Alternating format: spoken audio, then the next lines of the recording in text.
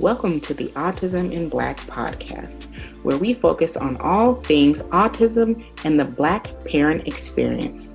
Our goal is to always educate, support, and empower parents to advocate for not only their children, but themselves.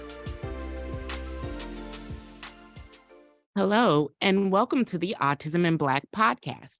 I'm Maria Davis-Pierre, a licensed mental health counselor in the state of Florida and America's #1 autism advocate for Black parents. I'm the founder and CEO of Autism in Black, Inc., where we aim to include the excluded.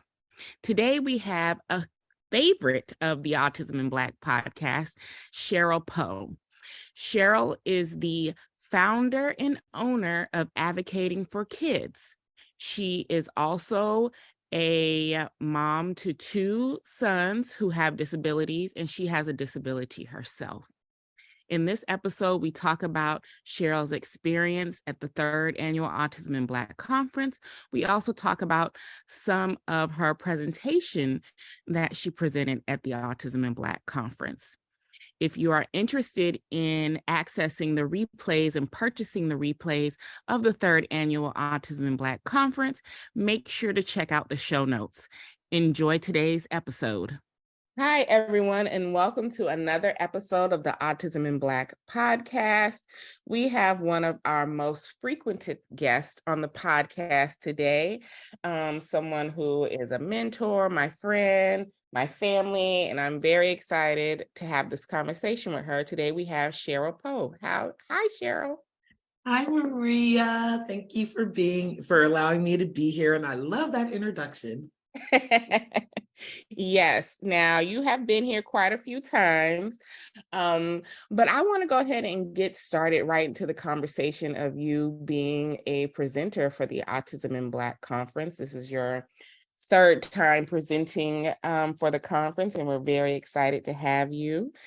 Your topic is on filing systemic complaints. Mm-hmm.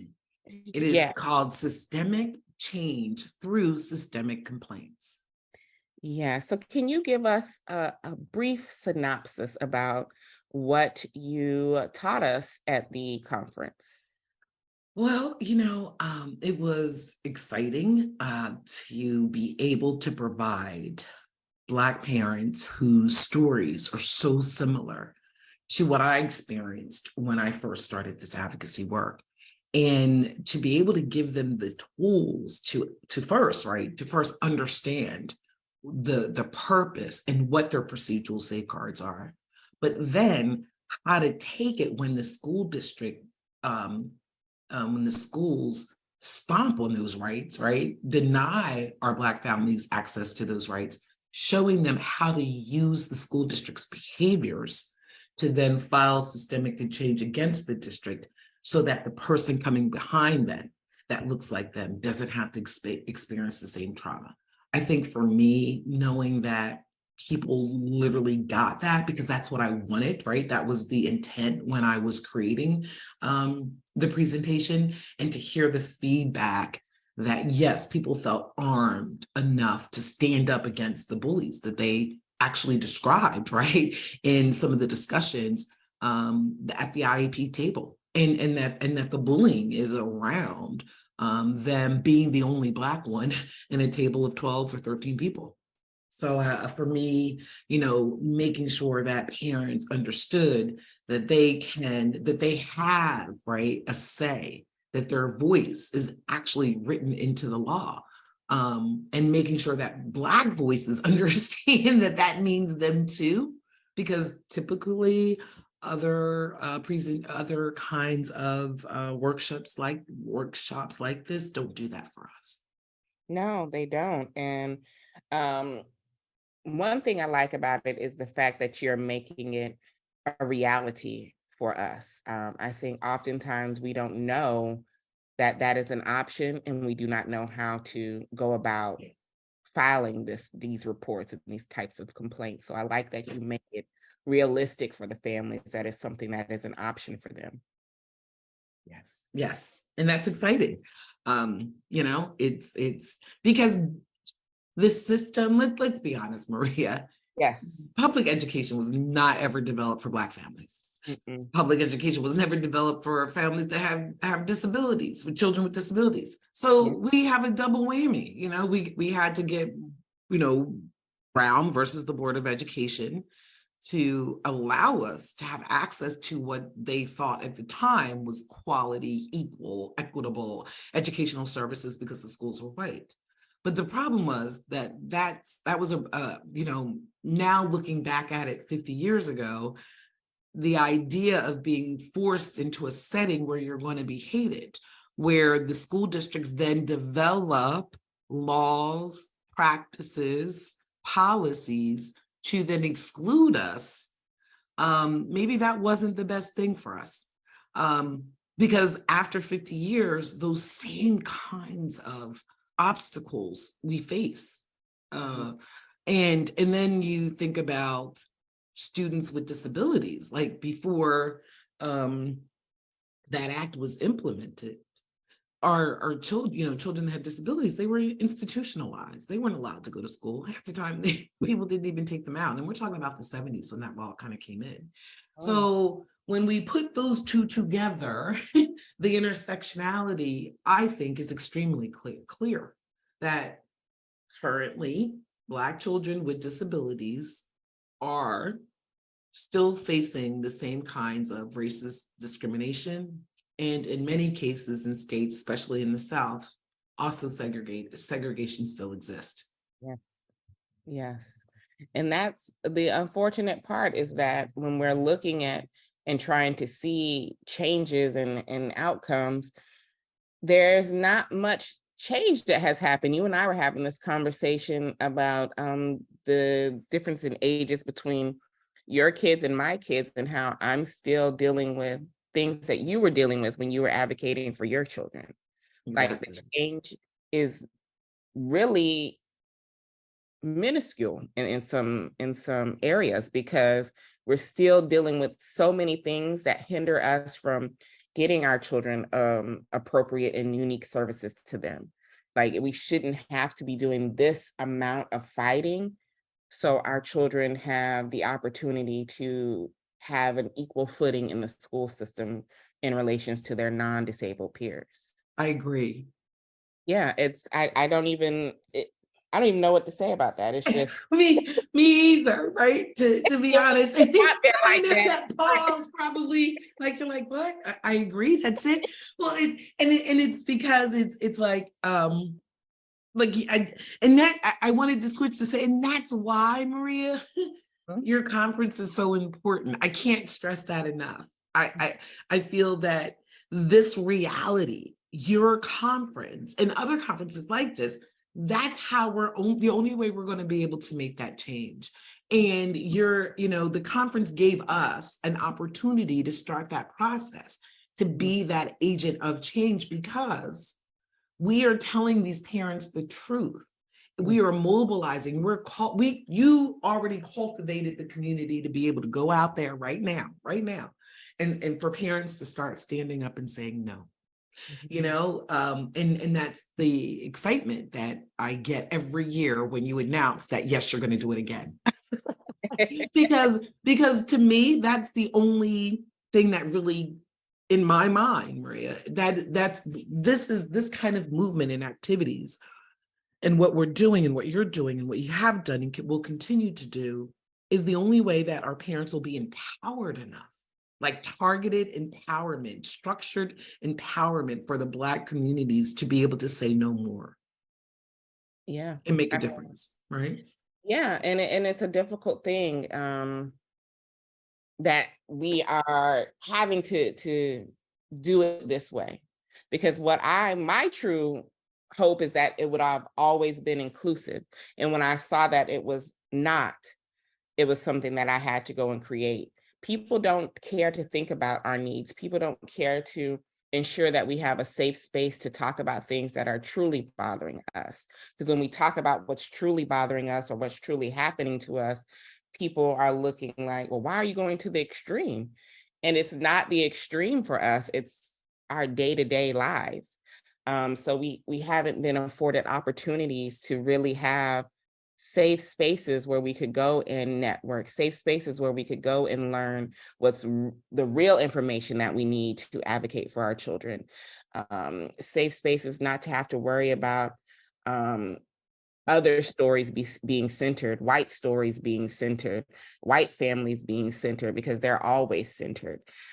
So in having this conference, our main goal is to make sure that we are safe and we're Right. getting information. And that is something that we strive to do every year. Right. And with the amount of hate that I get in regards to it, I'm just like, I wouldn't, this would never have existed if you guys included us. You're not Exactly. inclusive. So I had to, I had to create something that gave the information about us, because the information about everybody else is out there. But when Right. it's what we need, it's not. So I'm gonna always stand 10 toes down in that. And I thank you for your kind and beautiful words, and experiencing it with us from year to year and seeing how we've changed. So I appreciate that. Well, for me, and I talked about this last year, it's like part of my therapy. It's healing. It is and the other people that were there and experienced it, I'm sure they'll agree. The sense of community that you have, that you provide, the panels where it is okay as Black women. And let's be clear, when we talk about the special education aspect of it, whether it's a child having autism or an ADHD, and all that they have to do to make sure that their children can be successful. So that includes the medical, that includes the educational piece, that includes community things. But women, we as Black women are the ones, the mamas are the ones in charge of that. And for you to create spaces where the traditional relationships are not criminalized or not a character assassination. So what I mean by that is, when I have gone to predominantly white national conferences and you are the only Black person in a room of maybe 30 people and a white presenter, and that they're choosing to talk or trying to talk or integrate the needs or issues around Black folk in their presentation, and as the Black person in the room responding to the lack of sensitivity when they are talking about us, in the room, doesn't exist with you all. So that is, to me, is an example of what you mean when you say you create safe spaces, because the individuals that may be talking about maybe the same kind of issue or service or law or just treatment, and we're all looking the same, we're all experience that kind of selective outrage that we experience from the educators or the medical fields for telling our stories, for telling our truths, for fighting our kids. So I just really wanted to illustrate the difference about the safe spaces, like what that looks like at your conference as compared to us going to conferences where we're the minority. And even when you may be trying to present information about us, you don't do it in a way that's sensitive. And then we're the only ones in the room. So then we're even traumatized more because everybody's looking at us over some bullshit that you said that wasn't right in the first place. So I just really want to break down what we mean when we say safe spaces. Yeah. And you do a good job creating that. Thank you. I mean, because let's just be real, like when we're going to other conferences, they really don't want to have those real conversations. They Right. just want to surface touch to say and check the box off. They're not really talking about what we're dealing with, like true racism from schools that prevent us from getting certain things. It's a true obstacle, right? Right.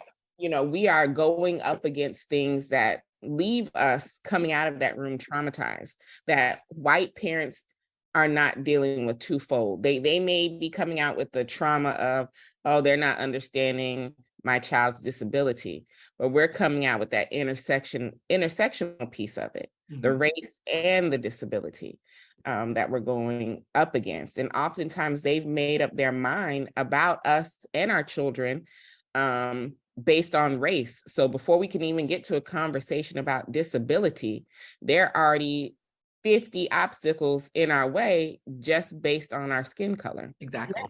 Exactly. And I think that too was sad. It's so your conference was like a mixture of, gosh, I'm so sad that this is still happening. But I would say 90% of it was, wow, I got community, and we have community around what to do to change. And that's what is so exciting, because all of the stuff we're talking about is what has existed forever. And when I leave your conferences and I hear, and I'm still interacting with parents afterwards, right? Because you have the opportunity for, people to come in for up to 3 months, I think it is, right? Within the platform, and continue that conversations. And that's what I love. After the conference, I can still interact with either other presenters, right? And build collaborative relationships to work on new projects. The opportunity to give even additional information to parents and those who want to take this information back to their community so that they can have their own little hubs of cultivating the Black family, right? And it gives us hope. It's inspirational. You leave feeling like I made a difference, that my voice, my face, my pain, my trauma made a difference in somebody else's life, who too probably looks like me and has experienced that same kind of racial trauma. That, I mean, you leave knowing you're helping someone like that. And money, and I'm just saying, for me at least, I don't know that money can replace that.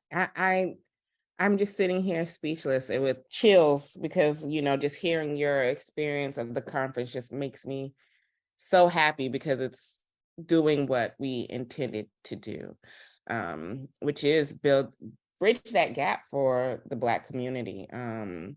It's hard for us, me and you can talk about experiences that we've had going into IEP meetings, advocating for a child and coming out with our own trauma because of how we were treated, how that child was treated, how that family was treated. Oh, girl, tell me about it. I can I just jump in real quick? Yes, go ahead. Because it's IEP season, right? so your timing for your conference for Black advocates like me that are pushed into those settings with some extremely racist school districts, Chesapeake Public Schools. Yes, I'm calling them out. That is a thorn in my side. Witnessing them engage in purposeful racial trauma towards a Black mother, father, and student. I was carrying that coming into the conference, but I have to say, your conference giving me the energy to be like, all right, I got you. I see what you're doing. I'm not scared. I'm not going to give up, and I'm not going to let the family give up. And I'm going to give the family even more resources based on the information that I learned from your conference. So you're right, as a Black advocate who experiences trauma by the white folk in some of these meetings, this is also very healing. And the timing, like I said, IEP season is perfect. So thank you. Don't change that. Because nobody really wants to talk about that. They Right. don't really want to talk about like what's really happening in these meetings. Why do we need to file complaints? Why do we have to go to this extreme to file a complaint on a school when people are acting like this doesn't exist? They're acting like the children are not dealing with racism. Schools will say, no, that's not it. That's not it. But when you're constantly giving them the data, as they like to say, I like to say receipts, proof of how they're treating the children, they still have no answers. And the reason we have to often go to the complaints is because we were put in a position to where we didn't have a choice. Is that what you're finding when you're filing complaints for students? Yeah, well, what I'm finding is that if I don't file complaints, that they get away with it, right? I'm finding that complaints are the only thing that they listen to. right? It is not, and I will be clear that there are people that experience some school districts that really want to work with you, but that's not the norm, and especially if you're Black. I mean, that's just not the norm. And I believe that I file the state complaints because I can and I know how. And it also is something that they don't expect of us as Black folks to know how to do. Straight up, I really believe. And there was I talked about it briefly, and I don't have it in front of me, but there was actually some research done that was looking at, how many minority families are actually using the dispute resolution processes, right? Which is a federal law. It's in the federal law to like advocate or to protect themselves from the kinds of how racism intersects with disability and getting the appropriate services and labels. And it showed that we aren't using it. It's not a resource that we use. And I believe, and my experiences have taught me that that's because we're not in the spaces where these kinds of things are taught. So thank you for creating that space so that we as Black communities can have the resources, the information, and the know-how to then go and file a complaint when the school is not implementing your child's IEP, when the school tells you, no, you can't, we're not going to evaluate your child. You need to go to the doctor and put your child on medication.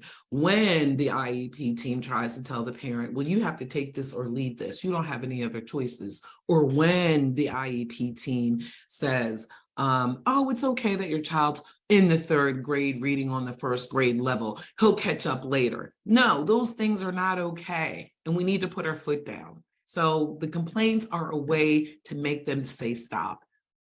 We're not going to take it anymore. We're sick of it. We're tired of it. We know how to protect ourselves. We're going to use our rights now. So it's a new world. It's a new day. It's a new day. And I'm telling you guys, if you guys want to have access to what Cheryl spoke about at the conference, to her entire session, as well as the many other amazing sessions, click the link in the show notes so that you can purchase your replay and you can have the entire session that Cheryl did, which was amazing. And Thank you. before we wrap up our conversation today, tell the people where they can find you, tell the people what you have coming up, because you do have something coming up for us Black advocates out there as well. Well, and again, I have to say, Maria, you pushed me to do this. It had always, and I tried it under, let me just start. What we're talking about is the Black Collective Network Advocacy Conference. Mm-hmm. And before I introduce this, I want to share with the community the reasoning behind this, the push to finally do it, and how Maria was and how her modeling on so many levels of pushing through against racism that's out there in the community as you're trying to do your work and still staying focused on your path didn't sway her. So I'm not going to let it sway me. So it had always been a dream that, to have a conference that really meets the needs of Black people. And I tried that. I worked with COPA for a while. I was on the board and really felt like, 6 years ago, I was pushing for them to pay attention to our voices, and I felt it was ignored. I then left there and started another nonprofit with was called NAPSI, and hoping that as a founder and president of it, that Black voices would be respected more, but that wasn't true. So now, and I almost started to give up, thinking that there was no space where the Black community could come together and see representation of themselves and then learn the resources that they needed to learn to be successful. And then you did Autism in Black that first year. And I was so excited for you because I was like, wow, she's really taking a risk. She is going against the norm. She is going to have to be strong because they're going to come after her, right? And watching how you maneuvered through it, and then actually being a part of the very first conference and just seeing the outpour of support that the Black community gave you through this, let me know that it's time, Cheryl. It's time to move away from my own fear, move away from my belief and position of assimilating into white spaces is what's needed to be able to create things for Black folk. So thank you for letting me know that in modeling, not assimilating, not trying to fit in, not masking for those in those spaces in hopes that our voices will be respected.